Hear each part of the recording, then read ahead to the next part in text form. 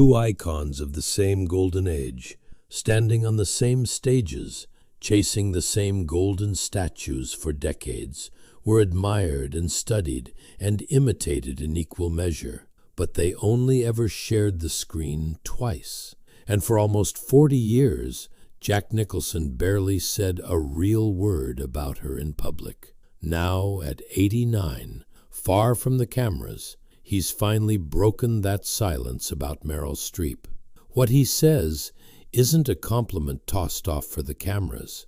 It's closer to a confession. So before we get to what he actually said, let's go back to where it all began. John Joseph Nicholson was born in April of 1937 in Neptune City, New Jersey. He grew up believing his grandmother was his mother, and his real mother was his older sister, a secret the family kept from him for over 30 years, in an era when a teenage pregnancy was something you buried, not something you talked about. He didn't learn the truth about his own bloodline until a magazine writer uncovered it for him in the 1970s, well after he was already famous.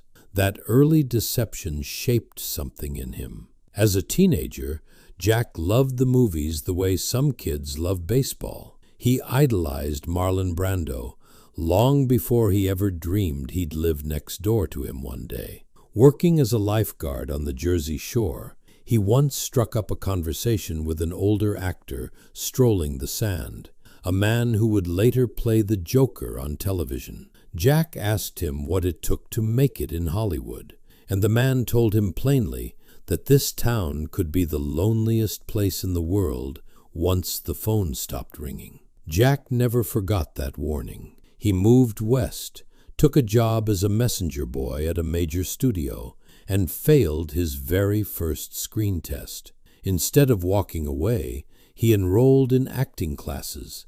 A young producer named Roger Corman spotted something in him nobody else had bothered to look for, and gave him his first real parts in cheap, low-budget pictures nobody remembers today.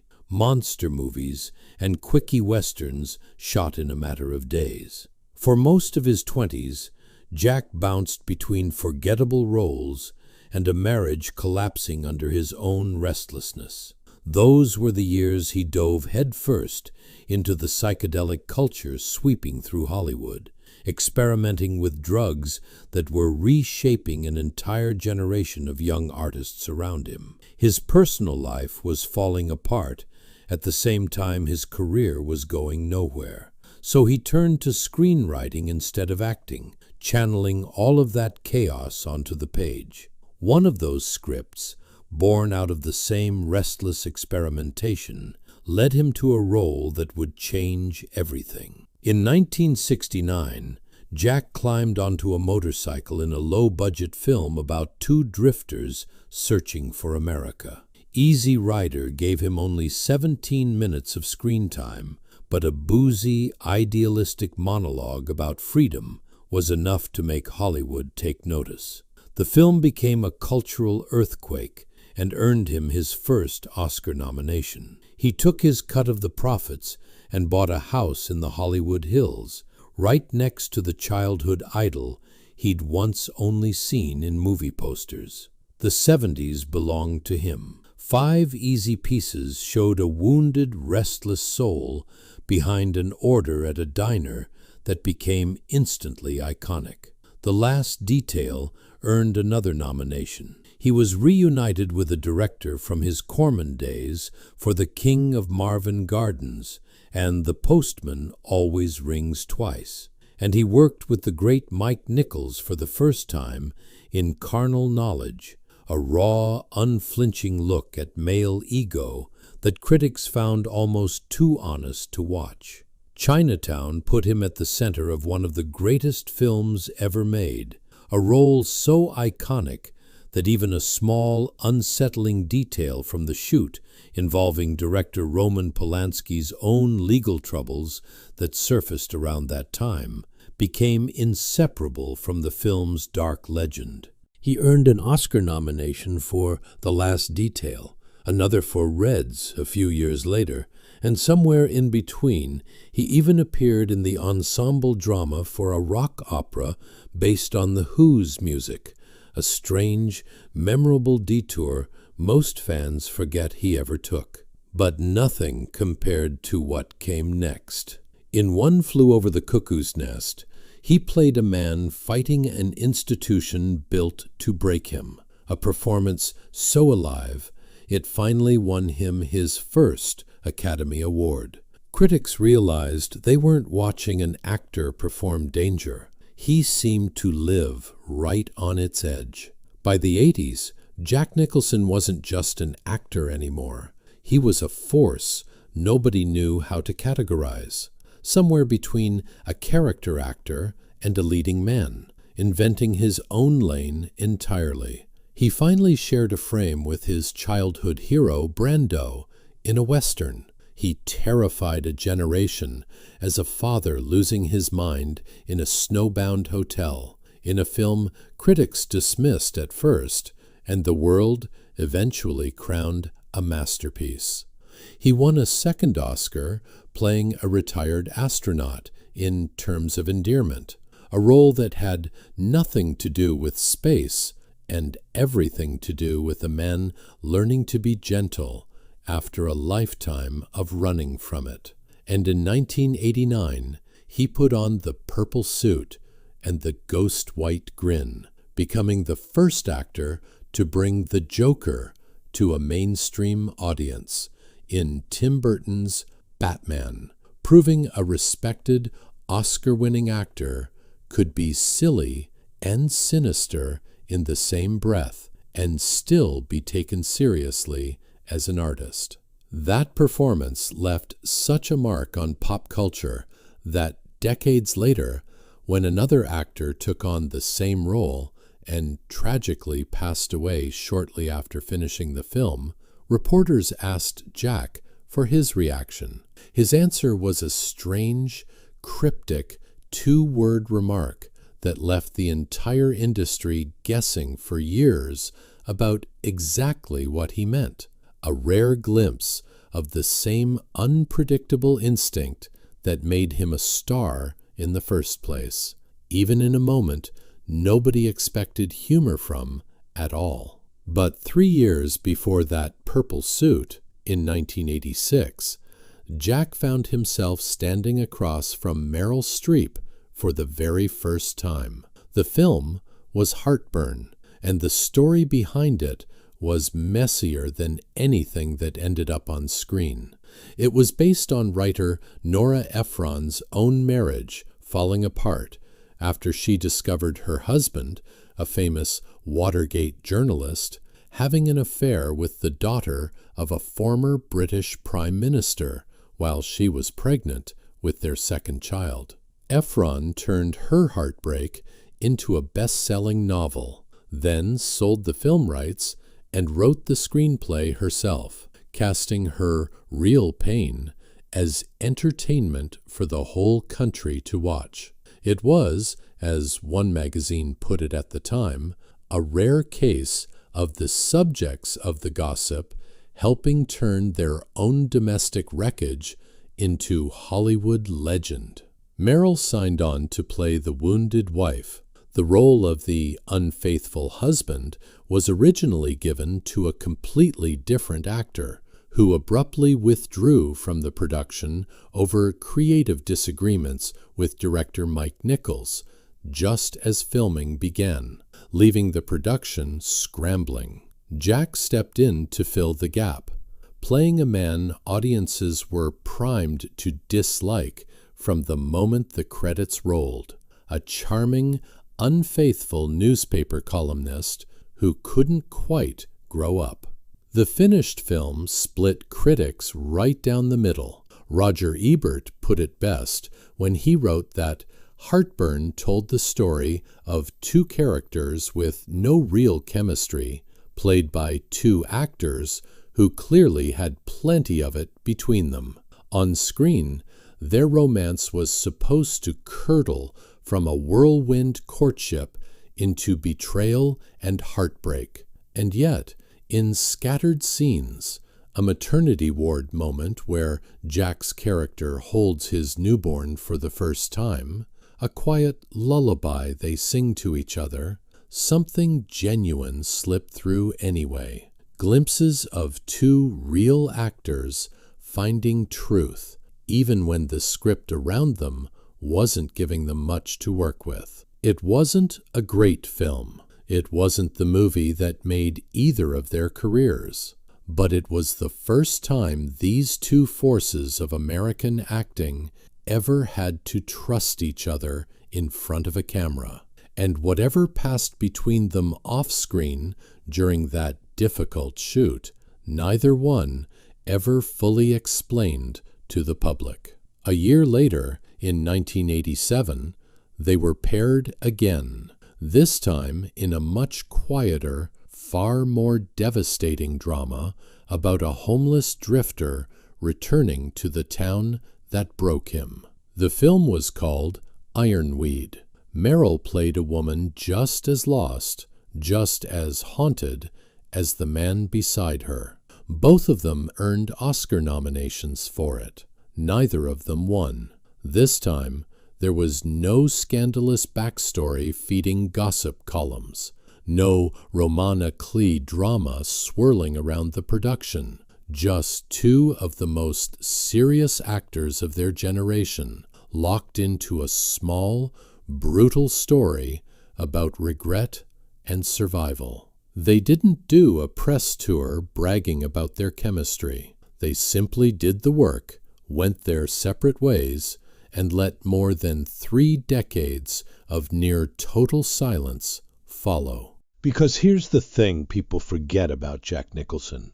Behind the sunglasses, behind the wild grin at courtside seats, he was fiercely private about the people he genuinely respected. He gave interviews about parties, about basketball, about his wild younger years, but almost never talked seriously about his peers, not even the ones he clearly admired, not because he lacked opinions, because the people who truly impressed him were, in his own words, too rare to cheapen with a soundbite tossed off between questions about the Lakers or his latest girlfriend. It's a strange kind of discipline for a man so famous for having none, saving his most honest thoughts for almost nobody, and it makes the moments he finally does open up about somebody feel like they actually mean something.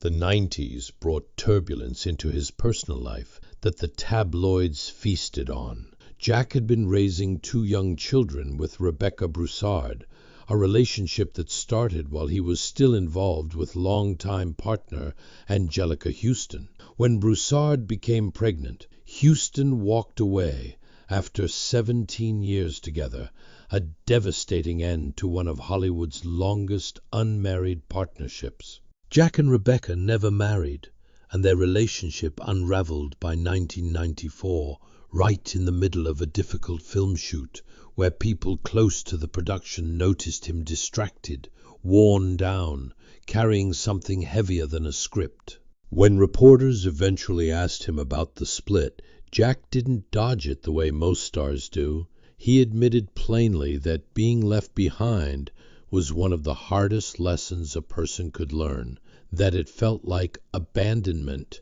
no matter how you dressed it up.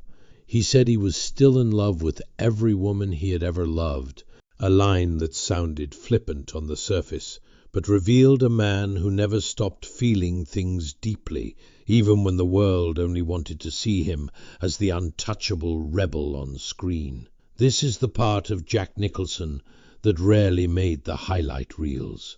The tabloids wanted the wild man with a different woman on his arm every year, the courtside grin, the sunglasses at midnight. What they missed was a father who stayed close to his children and an actor who reserved his deepest respect for a tiny handful of people who could actually meet him where he lived inside the work itself. It's worth remembering that too, before judging a man only by the messiest headlines written about his private life. He kept climbing anyway.